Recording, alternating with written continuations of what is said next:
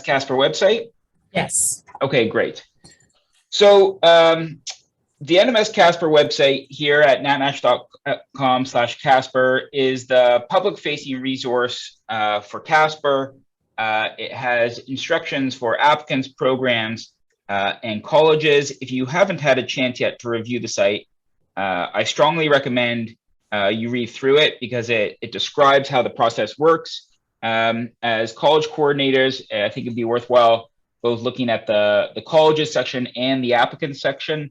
In each, they have a little bit of a layout about what your role is within the process. And as you dive deeper, there are various FAQs and help guides with images about how you sort of interact with the system. So I would strongly recommend you look at both the college section and the applicant section. As Susan said, I'm going to go through the applicant process to some extent, as well as what your dashboard looks like. I think I'm going to start with the applicants because that's really what drives the process here. Starting next week on Wednesday, the 27th, applicants can start registering to participate in CASPR, and they can start filling out their applications. As the colleges, you have the ability to sort of monitor and oversee what the students are doing. And so I'm going to start with the registration process for an applicant, and then as they move through that process, you'll see, we'll go to your dashboard to see what you would see for the students. So to start, students have to come to the website. They need to go to the registration page, which you can get by applicants and register. There's some information about registering. Starting on the 27th, this button here will be enabled and it will say register for CASPR now.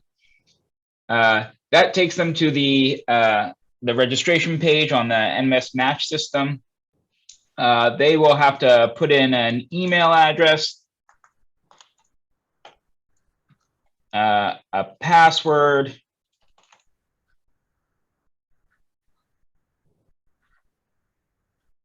and provide security questions. They then just sent an email to sort of confirm that they have ownership over that email. I'll just show you. This email comes in. They click on a link. And let me put it up so you can all see it now. And so the registration involves sort of 3 steps. They provide some basic applicant information. They accept the terms of the CASPR applicant agreement, and then they pay the registration fee. So I'm just going to fill this out as myself.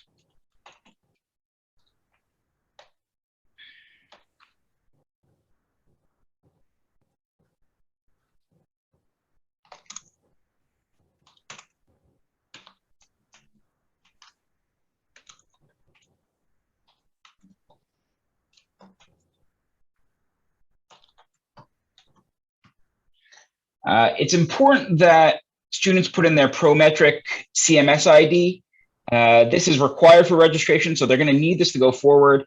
I would strongly encourage your students to have the ID that's associated with their Part 1 boards available. That's what's going to be used to link with Prometric to get their scores that need to be uploaded into the application. So that's, I think that's a new step for students, but it's a critical one. They'll select their school, their graduation year. They specify their the race, the ethnicity that they associate with, or they can decline to state. They have to accept the terms of the applicant agreement. And then they have to pay the registration fee. I'm not going to pay the registration fee here. This is this is the actual system. You would have to have a live credit card here. I'm not going to put that on video. So I'm just going to log in as an applicant who's completed the registration process. Once they pay that fee, they get a confirmation screen. They get a confirmation by email that provides them with their CASPR code. And then they have an account and they can log into the system. And so this is what they see when they log in. This is their dashboard. It provides their status. They can be either active or they can withdraw from CASPR if they're not going to pursue a position. This year, applicants are able to participate in CASPR as a part of a couple. So if they do have a partner that they want to participate in CASPR with, this is where they would enter in their partner's match code number, and they would be linked. That's particularly important for rankings. There's a section for applications, interviews, rankings, and then come result time, the dashboard sort of just displays the results right on top. The same menu options are here.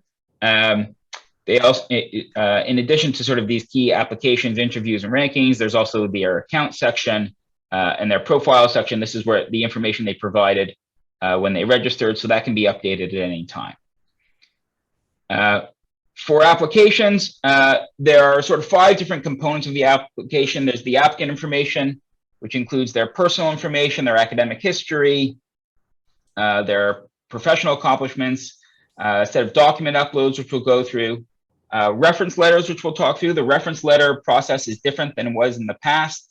Instead of getting the letters directly from the reference writers, what applicants will do is they will send reference requests through the system, and then the reference writer will upload those letters to the system, and the applicants will not have visibility into the contents of those letters. So the idea is the applicants can make the reference requests. The reference writers are free to provide a truthful and accurate reference without the applicant seeing the contents of the letter. Applicants choose which programs they want to apply to, and then they assemble their application and submit. So let's just go through the basic components. So personal information gets populated based on what was provided upon registration, but they can update this or change this if necessary. You'll see that the section, that each section is either marked complete with a green check mark or a red X if it's not complete. So in order to submit their application, all of these sections need to be complete.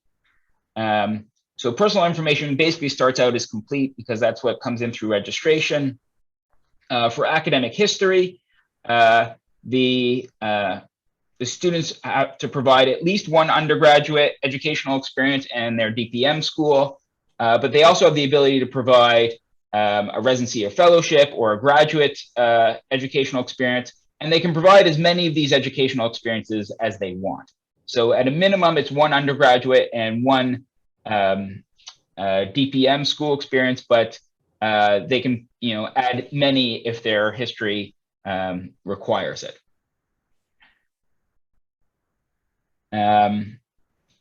For professional accomplishments, this is where an applicant will add in any honors, publications, or research projects that they've achieved. Depending on what they choose, honors or publications, the fields sort of change here. So the required information is different depending on the professional accomplishment that they need to add. Applicant, this is not a required section of the application, but I think many applicants will have it, so they should fill it out if they do have these, but they don't need to in order to complete the application. I'm just gonna I'll put in one example.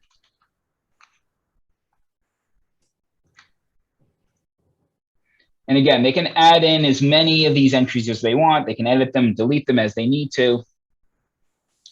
The APMLE Part 1 information, this is the scores that are going to get uploaded to the system by AACPM directly. So applicants can go in and fill out all the sections of their application, but they are not able to edit this section. This is going to remain incomplete, and it's going to prevent them from submitting any applications until AACPM uploads a passing score for the applicant. The first set of scores to be uploaded will happen in mid-September, around September 15th. And applicants that have passing scores updated for them will receive an email saying that your the score has been uploaded and you are now able to submit applications. There'll be another round of that later, mid to late October, which should be any remaining students who don't have passing scores in there. So this is the one section of their application that is required, but has to come from AACPM directly. Applicants have to sign off on a certification statement saying that all of the information is true. They have to enter in their password here. And again, when they complete a section, it gets marked as complete. For document uploads, they have the option of providing a headshot photo in PNG or JPEG format. The other types of documents that have to be uploaded, a CV is required, at least one. This year, applicants are able to customize to some extent the application that's sent to each program, and they do that by providing different document uploads for the programs where they're applying. So you might encourage or suggest that applicants who want to differentiate themselves to programs provide different personal statements that they can submit to different programs. So, they might have one personal statement that's targeted to, for example, Kaiser, and another personal statement that's targeted to Legacy Health. They can provide multiple different types of document uploads. All the documents have to be uploaded as PDF files. And they can delete them or replace them until they've been attached and submitted to an application. So a CV is required, personal statement is required. Optional document uploads include the photo, extracurriculars, supplemental material. And then here is a section where applicants can see the information that you will provide on their behalf. And I'll go through that when we open up the school dashboard. But each student will require a GPA, a class rank, a transcript PDF, a clinicals PDF, and you'll have the option to provide a dean's letter if you'd like, that get included in the application. And so applicants will have visibility into whether or not you provided the GPA, class rank, all these different elements as part of their application. But they won't have visibility into the dean's letter if you provide one. So for reference letters, each application needs between 3 and 6 reference letters. And applicants can make as many reference letter requests as they'd like. They can request more than one letter from the same reference writer if they'd like. Most typically, I think applicants will have, a set of 3 to 6 individuals who will provide reference letters on their behalf, and then they'll include each of those letters with all of their applications. But for example, if there's an applicant who has a reference writer that has some personal experience with one of the programs that they're applying to and wants to provide a customized letter, the applicant can request that the reference writer provides that personal experience in the letter, and then they can include that letter for that specific application. So I'm just going to make one reference letter request. The applicants provide a label or a title for the reference letter. This is used to distinguish one letter for another. So this might be a general reference that I'll make to, you have to provide the email of the reference writer.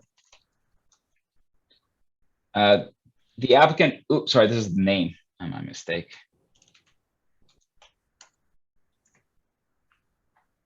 Here's the email.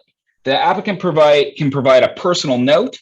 And that's just, it can be as simple as a thank you to the reference writer, but it's included in the reference request. So if there is anything special that the applicant wants to highlight to the reference writer about what they would like to see to have in the reference letter, this is where they can provide it. Often it's just simply a thank you.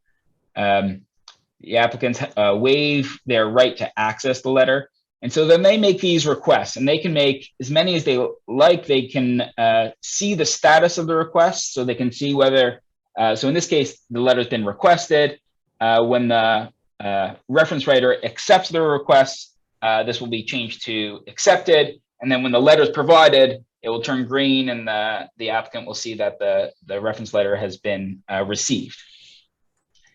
And so they'll have to make between 3 or 6. In the background, what's happening here is the reference writer is receiving an email that, you know, Jonah has asked for a reference letter for CASPR. They'll have the personal. Let me see if I have the. I'm just going to pull up the letter. I think it'll be here.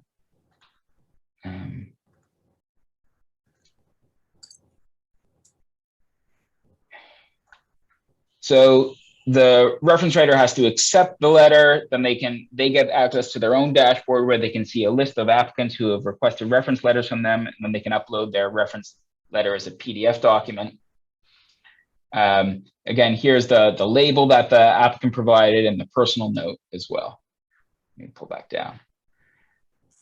So once the applicant has made at least three reference letter requests, this will change to green and it will be complete. Again, they can make as many reference requests as they like, but they have to include between 3 and 6 reference letters with each application.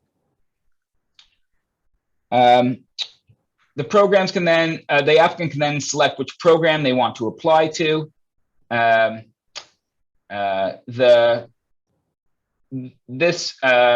These links link to the CASPR program directory, so they can sort of, you know, I assume that applicants will have already sort of reviewed which sites they want to apply to, but if not, they can go through this list and see which the content of the program directory for them. They can search by program name or filter by state. I think I've got a test program in here that will apply to.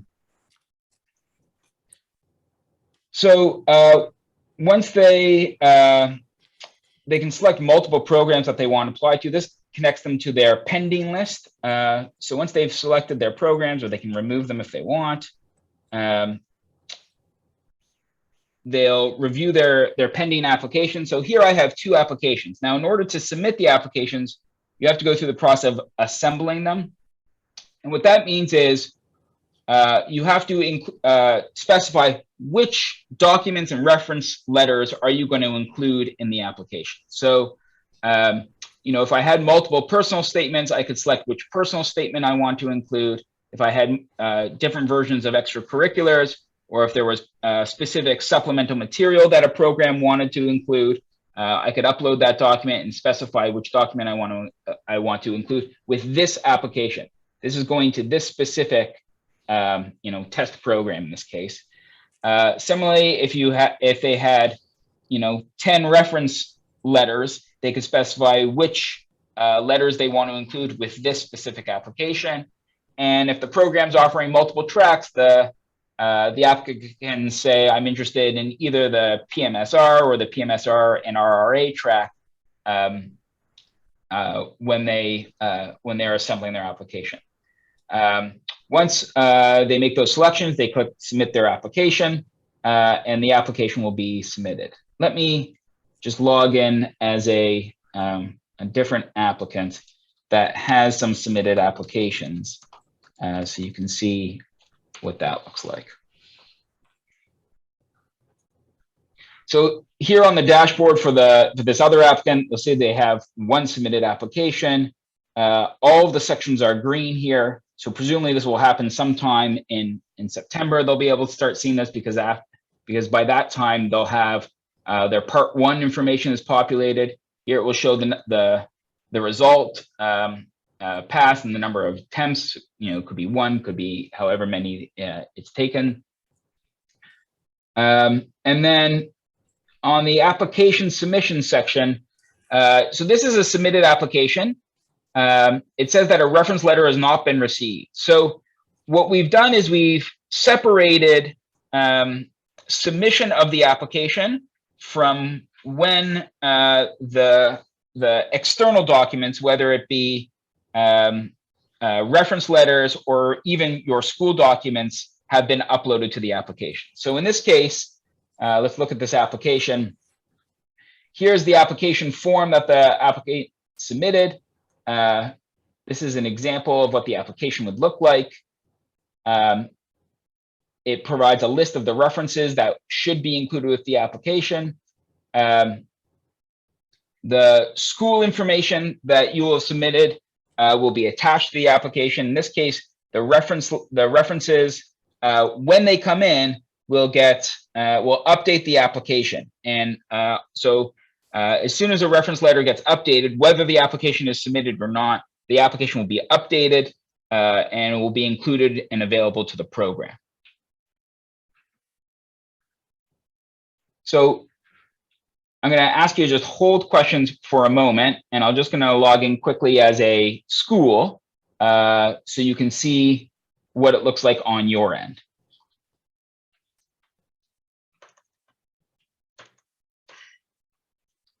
I'm just going to use Randy Lucas. I don't know if you're on the call, but I appreciate you letting me use your email. So this is your school dashboard. Starting next week, you're going to get an email from CASPR with your initial login credentials. That will allow you to log into the system.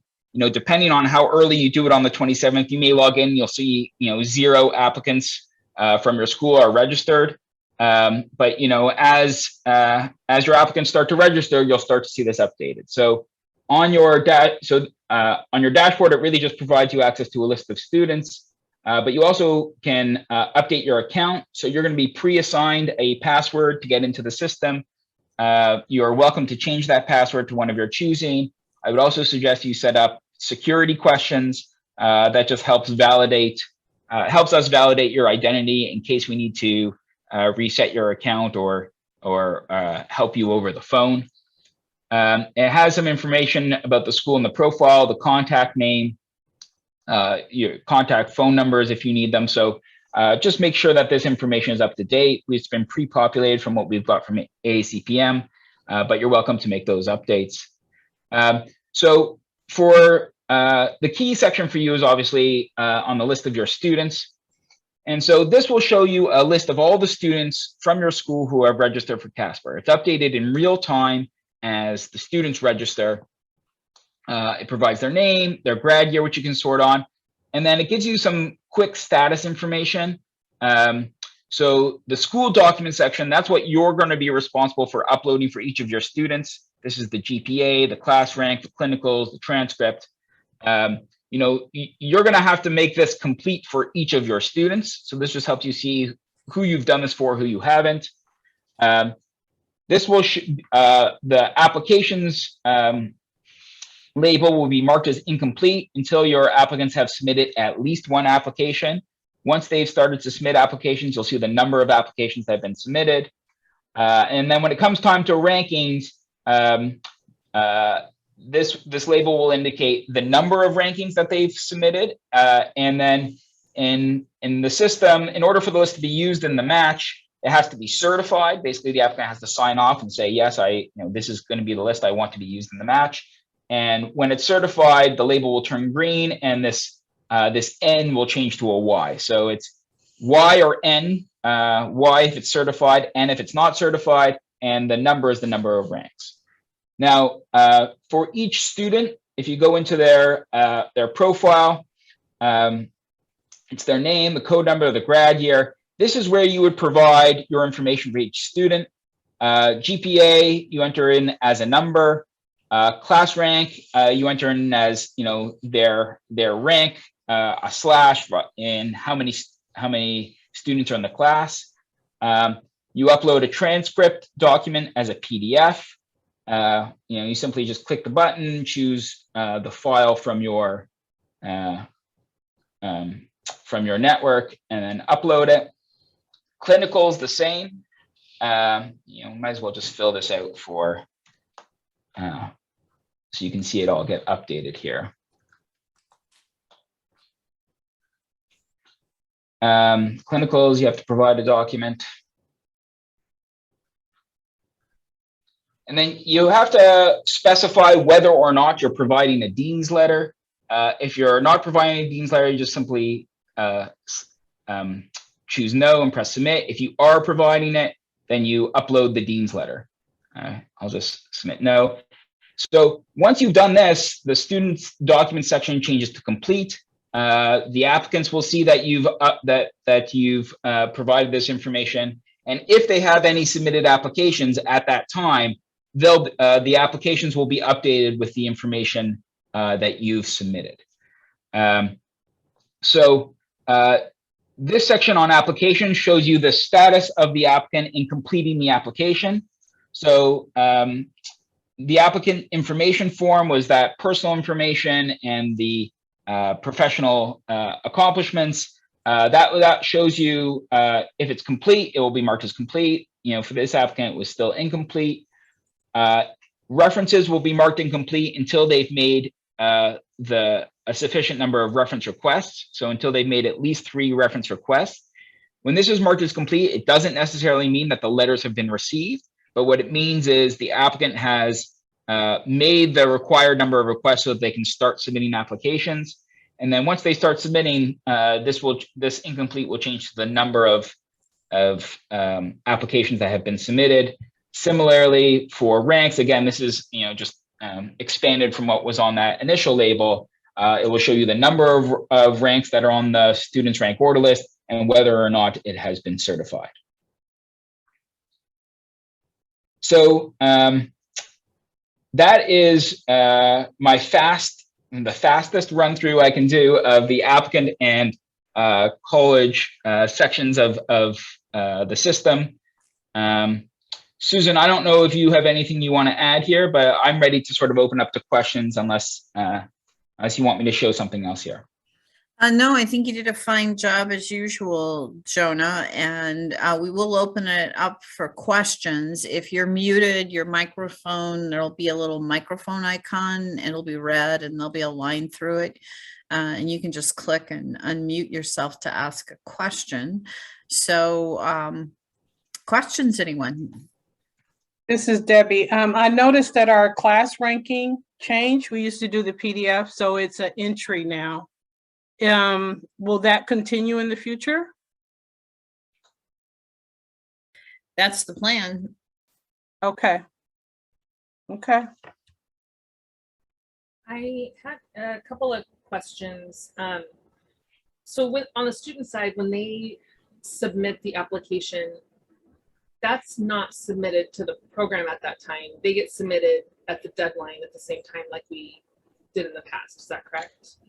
Well, not exactly. So when the student submits the application, it's submitted. Now, so a student can, let's assume that, the APMLE scores are uploaded immediately. A student could complete their application on Wednesday, July 27th and submit the application. Programs don't have access to the applications until October 31st. So an applicant should be encouraged to submit as soon as they are ready. Again, they don't have to wait for you to provide the school documents in order to submit, and they don't have to wait for the reference letters to come in order to submit. The application will be updated with that information when it becomes available, but programs don't see any applications until October 31st. Programs have, and then after October 31st, any application that's submitted will be available in real time immediately to the program. Okay, perfect. Yeah, it's kind of, and correct me, Jonah, if I'm wrong. There's a difference between submitting an application and delivering an application to a program. An applicant must submit an application for it to be delivered. Is that correct, Jonah? Correct. So they do have to submit, and I did have a question around that. Do they have to do that for each program? Do they have to go through the submission process for each program? Or say they don't want to customize an application to, they're going to apply to 15 programs. They want to customize 5, but 10 of them, they just want to send the same old to all of them. Can they click boxes or whatever and say, send this version of my application to all of these guys, or is it going to have to be a ones at a time thing? It's a one at a time thing. So, if they only have, one CV and one personal statement, it sort of gets pre-populated into the, actually, let me select a program. It gets pre-populated for them to make it a little easier, but they do have to go through this assembly process for each program. They have to, I only have one CV and one personal statement here, and so it's pre-populated. They would have to select all for their references if they only had 3, or if they're going to submit 6. They're going to have to select all the tracks if they want to select all the tracks, and then click submit for each one. So it is an individual process, but it doesn't take, if you have a standard application, it doesn't take long to submit. And then, John, I had another question. And I see it while you're doing the demo. I can see like you have all of the 2 people that you have in there. So let's say if my student does not complete their application, they will be there though, right? Yeah, you're talking about on your, they'll be here, right? So they'll be listed here as long as they're registered, they'll show up here. If they don't show up here and you're, then that means they haven't registered. So you would have to encourage them to register to participate in CASPR. Got it. I have a quick question. So we don't have to upload the GPA letter anymore. We can just put in the number. Correct. It's an entry now. Okay. And that's the plan, to leave it that way. When we get through to the end of this year, if that becomes a big pain point for the majority of you, we can discuss changing it back to an upload. But we thought it's less clicking, I think, than uploading, and you don't run, I guess there's still the chance of a transcription error, but you don't run the risk of uploading the wrong file to the wrong student. But again, this is the first year doing this. We know that it's going to be a bit awkward for all of us, but I hope we'll all keep an open mind. We're doing some things differently. I think a lot of those things are going to turn out to be better. But if something's truly a pain point, we will discuss it at the end, and we can make modifications going into season 2. Jonah and Elliot have been grand about putting up with all of our requests for many changes. We've tried to be as flexible as we can be and look at things as a possibility of doing things perhaps a little bit different and a little better. Thank you. Quick question. Are we going to have another session once we get closer to the interviews and the match part of this? So everything that we talked about today is just uploading and completing an application. But you mean for the colleges, or just the different rounds of match phase 1, match phase 2, that whole process? Is there gonna be instructions on that to relay to our students? That information, and Jonah, I think you can probably show some of that information is already built out on their website. We'll certainly, we plan to do question and answer periods and whatever, but we're going to encourage the applicants to take advantage of the online resources that are right there under their nose. Interviews will be scheduled in the system, and I don't think it's going to be hugely different. I think it's going to be nicer than previously, because we're not going to have this one night where it opens up and 3 million people, a slight exaggeration, but 600 people try to get on at the same time, and then you have bandwidth issues and that sort of thing. So interview scheduling is going to be a little more different, but it's not going to be all at the same time. Everything's going to start. But other than that, it's pretty similar to, well, they wouldn't have done it in CASPR last year because this is most of their first times through. But I think the system is pretty intuitive. And then ranking, we're going to do a second match instead of an offer and acceptance cycle. There just really seemed to be a huge amount of confusion around match phase 2 when it was an offer and an acceptance cycle. Jonah and Elliot made a pretty eloquent defense of if you think a match is the right way to match applicants to residencies, then why aren't you doing a second match for the folks who are left over after the first match? So this year we will do a second match. And so, but yes, we definitely, I just was trying to get a distinction whether you were talking about will there be things for the applicants or will there be things for you guys so that you can help the applicants. And I think we're very open to if you guys want more training or to have something as we get closer to that phase of this process, doing a session for you. So absolutely, just let us know what you need, what you want. Thank you. Real quick, on the letters of recommendation, when the faculty or whoever receives the email request, is that coming from NMS? Or is it coming from the student directly? No, it's coming from CASPR at natmatch.com. It's coming from the system directly. Okay, so we can tell our faculty that's what you should be watching out for.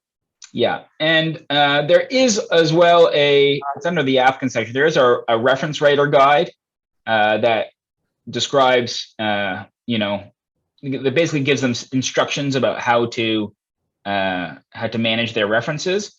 So you can point them to this resource as well. Yeah, I think the big thing is letting them know to whitelist or put on their safe sender list or whatever, CASPR at natmatch.com. And that's what we've told the programs as we transition them from registration on our site over to the National Matching Service site, is because they're going to receive it. Once we tell Jonah and Elliot it's a go for a program, they've completed their registration, they're sending out an email to them. And I want to be sure the program directors get those emails. So we have sent an email out. Your registration is complete. You're going to get an email from National Matching Service, and please be sure to whitelist this domain so that you'll get that email and it won't end up in your spam folder or worse. I had an additional question about the reference letters, specifically from the college side. I know that we can see how many they have requested.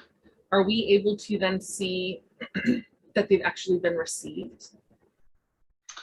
The applicants can see whether they've been received or not. But right now the colleges can't. You can only see whether they've been requested. If that's a problem, that's something we could certainly look at, but the applicants can see whether they've been requested, accepted, or received. Okay. And then they have received 3, Jonah. Would that go green though for the?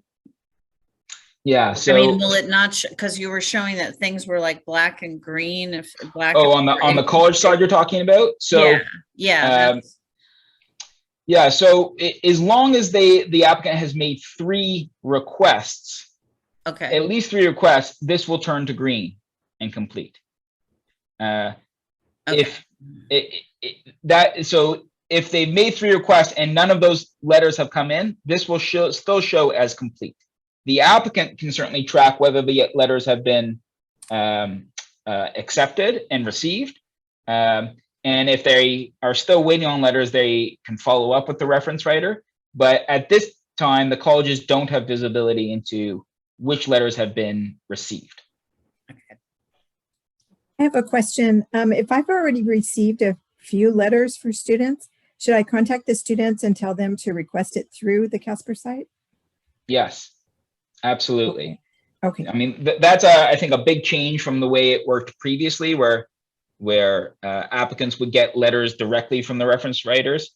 In order for them to be attached to their application and be made available to programs, the request has to come through the system, and the reference writer has to upload it to the system. Yes. Okay. And the only letters that the schools will be uploading are Dean's letter if we're going to do it, right? Dean's letter, transcript, clinicals. Yes. Thank you. Other questions out there? I have a question. Well, actually, I just wanted to point out something. He mentioned the customization, and so, you know, that's something we want to emphasize with the applicants because they've never had the ability to do that before. And that's really one of the huge, powerful things about the NMS system is that ability to customize something both through your personal statement. I think that's probably where most of them would do the customization, but they can also like do a special CV for a program. And then supplemental material, that I think will be a big one as well. So if programs, you know, want some additional information or require it, that can be added to the application as well directly. Right. And some programs do require supplemental material. And unless it's a fee, I mean, if it's a fee, the applicant is still going to have to send a check or whatever to the program. We don't collect it. We never have when it comes to fees. But if it's documents, they can use that supplemental section to upload those things and not have to get it separately to a program. So that's another powerful tool for the applicant. But they can customize now. And as Jonah also mentioned, they can request, you know, like if they know one of their professors went to school with the program director at a program they're really keen about, then they could ask that professor to write a personal, you know, dear Dr. So-and-so, I think this is a great student and you'd be a fool if you don't have them as rank them to be one of your residents. So that I think is also a powerful tool that they can use to customize these. And there aren't the limits. We had a limit, I think, of 6 documents they could upload, including a photo, and that's no longer the case. It's almost unlimited. So there's great power in that. Changes that you may get questions about, 10 program designations or selections are included in their fee. And I think if you saw the thing that Jonah had up, there was something about credits. So they'll start with 10 credits. And as they submit, is that when a credit gets taken away, Jonah? Correct. It'll tick down. So you'll see here, somebody has submitted one, they've got to register, they've got an application in process. So they've got 9 credits. And when that pending one gets submitted, it'll tick down to 8. If they want to have more than 10, they will have to pay $15 to get an additional credit. And so that is something that is a change from what we did before. I think we included up to 18 was the in the fee. We are also collecting the CRIP fee up front. We used to let them wait and they could register for CASPR and pay that fee and then pay the CRIP fee later. The majority of students are going to CRIP, and that fee is refundable if they do not schedule interviews for CRIP. So I wanted to just bring that out as a change. And then I just want to reinforce what Jonah said about the scores. We had a lot of difficulties last year with scores because people put in incorrect information. We asked in the application when it was on CASPR Web for both the authorization to test, the ATT number, and the CMS ID. We are going with the CMS ID, and we have applied a certain number of checks because one of the problems we had last year is students put the Prometric CMS ID in the ATT slot, and they put the ATT number in the CMS slot. They flipped them. The system cannot match a score when they're flipped. There are applicants out there, you are going to have them, that didn't follow directions when they went back to either take part 2 or if they had to retake part 1 or part 2, and they will end up with 2 CMS IDs. We cannot match if they don't give us the right one of the 2. We will not be able to match a score to their application. They need to pay attention. They need to not have 2 IDs. I've seen 3, I've seen 4 IDs on people. And if they have any doubt at all about what their ID is, they need to get in touch with Prometric and do it now and resolve that situation. That's not our fault. That's not NMS's fault. That's the applicant's fault. And they need to take responsibility and get it fixed. And like I said, and they might also just follow directions. It would be a novel concept. So that is something that's very important because it's a match from a computer database with the scores against the number they give us. And so we had people last year who had 2 profiles. They gave us the CMS ID for the fail. And so the fail went in the system. And then they, how come my application didn't deliver? Well, this is why your application didn't deliver. You've got 2 CMS IDs. You should only have 1. So you didn't follow directions when you went and took the retest. And the number you gave us matched to the fail, not to the pass. So we don't deliver applications for, failure applicants who failed part 1. So this is very, very important. And you can do a great deal for your applicants and for us by driving home to them how important it is that they be accurate with this piece of information. It's like flipping your social security number. The government won't pay you any benefits if you do that. So, anybody else have any questions? I saw there was something in chat. Can somebody let us know what that was about? Yeah, I just wanted to follow up regarding the visibility of the schools being able to see requested versus received reference letters, only because inevitably every year we have a handful of students that may not get their letters back in time. They've requested the letters, but maybe the reference writer hasn't gotten back. And so we tend to step in and help them at that point. So I think it would be really helpful for us to have visibility in that particular area. And I would say shame on you, Nancy. But that's me. But yes, we can talk about that. And, we're too far down the stream this year to make that change because I don't like to make modifications midstream unless they are critical. I think a long way can go is letting them know that they have the ability to monitor and that they need to do so. I just sat in on a session of how the other half of the world operates, and our applicants have it really easy compared to how the MD and DO students have to do their applications and picking, and they have to be much more on the ball than our applicants have. And I just walked away going, boy, are we lucky? Because they have to have all the subspecialties, the shuffling and things like that. So they really have a job to track. So I think the best you can do is emphasize to them that that's something they need to stay on top of, that their application is not going to be delivered if they don't get at least 3 references attached to each application. And they must have a minimum of 3. I can tell everybody that COTH is looking at that. And we'll discuss that at their fall meeting. There are some members of the council who think all I want is a list of references.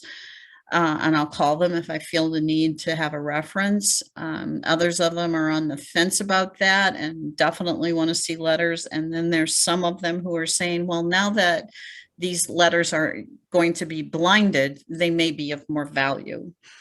And so I think COTH is going to take a wait and see. I don't think they'll make a definite decision this fall. I think they'll let the cycle run through, then get some feedback from their peers. And probably if there's a change, it'll be a change going again into the next season with the system. But we'll definitely take that under, and if that becomes a problem, then certainly we will really want to look at it. Anything else anybody has?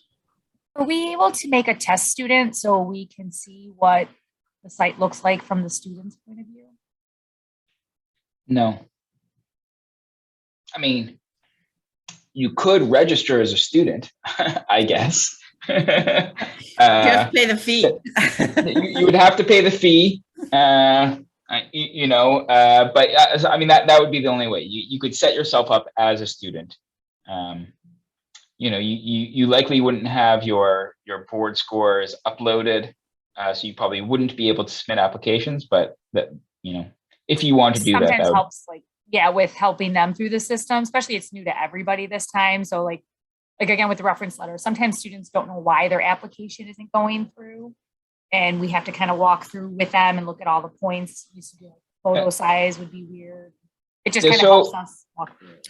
We pretty much have visibility into everything but like the receipt of the reference letters. So I think, that's most likely, it seemed to me that you could view the application for a student and you don't see how it looks, but you can at least see the status of each section. Yeah, and I would strongly encourage people to look at the user guides. They provide a lot of images and explanation of what has to happen in each section and what should look like. I also, typically, if there are errors, the error messages that you get are pretty self-explanatory: file size too big, invalid format, and then there are usually FAQs to help you navigate through that as well. So there is, if there are you have to remove security features from PDF documents. You can't upload a password protected PDF. It gives you, there's some links about how you can remove password protected PDFs if you need to. So, I would leverage the website and I would point applicants to the website as much as possible. And of course, if there's still a problem, reach out to the support team and, they'll get back to you real quick. You're on mute, Susan. Sorry, Jonah. Can we see the college dashboard again, though? I think they're going to have visibility into anything except for receipt of those letters. Well, so yeah, so this is the dashboard, but if there's a student in particular, so this just shows you whether, your section of documents is complete, whether the applicant has submitted any applications, and whether or not they've certified a rank order list. But within a student's profile, you can see whether their application form is complete, whether they made the sufficient number of reference requests, and whether they've uploaded their required documents. So you should be able to track, and if an applicant says, oh, I can't submit, the first thing to see is, if it's not obvious to the applicant why they're not able to submit, is whether they've completed the various components of the application. But again, if something seems wrong, reach out to support and we'll help you through it. And then I had a question when it comes to match. Are we going to be getting on this site for our match information, or is it still going to be emailed to us from AA?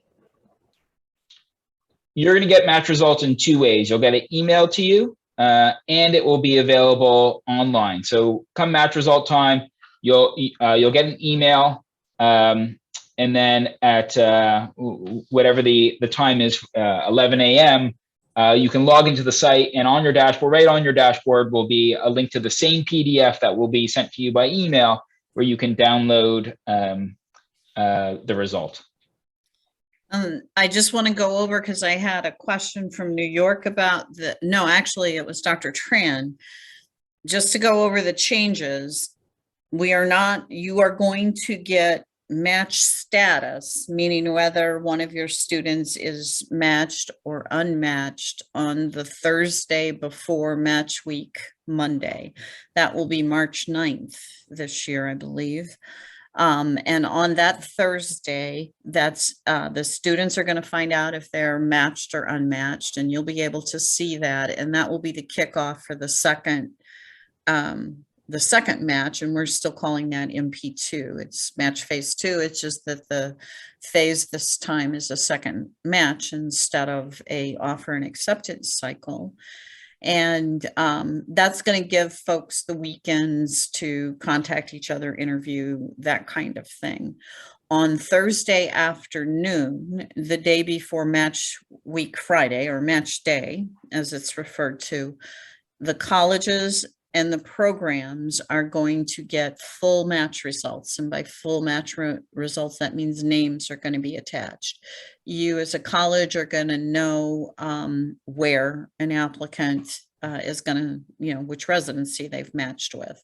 The applicants won't get that information. The programs will. They'll get the information, they'll get the names, because the Thursday before they just got whether or not, you know, if they had 3 positions, if 2 filled, they know 2 filled and 1 didn't, or all 3 filled. They know that information, but they don't know the names of the resident or the applicant that they matched with that will be their resident.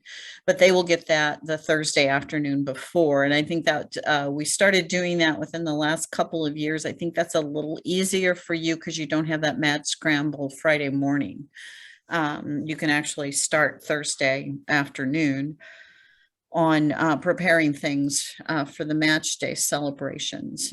The applicants will get the information as they always have. It will be, it'll be you handing them their information in an envelope, or come noon, they can log into the National Matching Service System and they will be able to see their match status as well as where they matched.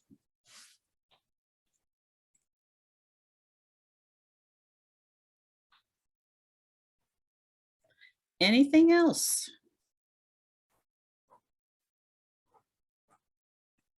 All right. This is recorded. I'll do a little bit of editing so that it doesn't, while we were waiting for people to join, that piece gets taken out and whatever. We'll keep the Q&A in there. And that it'll be available. I'll send you the recording when it's posted and available. So if you want to go back over it and listen again, you can. And then for the folks who are unable to attend today, they'll be able to listen to it.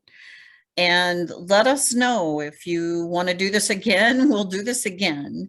If you want more information as we get closer, just help me out by distinguishing whether you're looking for, training for your students or training for you as college staff who have to do things to keep things going and who are acting as a huge resource for your students. So the more you know about it, the better you'll be able to help them. But as Jonah said, we will remain, AACPM staff will remain the first line of support, but we now have 3 folks at National Matching Service backing us up. So I'm hoping that there will be, especially on those high demand days where it becomes very, very difficult to keep up with all the emails and all the phone calls. Hopefully we will be able to get a prompter response to some folks. There's just a limit to how much, 3 people can do when you've got 50, 60 people all trying to get an answer, and they've only got, there's only 5 minutes left on the clock. So it gets a little crazy. So with that, if you think of something, send it along and we will try to get an answer, and we will share those things with everybody, because odds are if one person has a question, somebody else has it too. Really appreciate as we go through this year, if you find things, you've highlighted one today that you want some visibility into the receipt of letters of recommendation. As we go through this, please jot it down somewhere or shoot me an email while it's in your mind, so that we don't get to the end and you go, oh gosh, there was something I remember that I really wanted to change, but I can't remember exactly what it was. So shoot me an email now, and I will file it away for future reference. We'll definitely do a debrief when we get to the end of the cycle, to get some feedback on what worked well and what did not. And we'll be doing the same with the programs, and we will be surveying the applicants as we do at the end of every year as well. So I think that wraps it up today. Unless somebody has a question, I want to thank Jonah for the demo and the help. And next week, as he mentioned, you guys have sent us your class list. We have relayed that, or will relay that to Jonah and Elliot if we have not already done so. And what will happen next week on the 27th, I think it is emails will go out from the National Matching Service System asking your students to create their accounts and get started. All right. Well, thank you, everybody, for joining you. us. Thank you. Thank you. Have a good rest of the week and stay cool, everybody. Is Canada cold? Do I want to come No, to it's hot. Canada? It's real hot here. Where isn't it hot? I guess is what I want to ask. Anyway, everybody try to stay cool and hydrated. And I thank you for your time. And I also thank you for all you guys do to help through this process. Thank you. Bye, everyone. everybody. Bye. Bye. Bye-bye.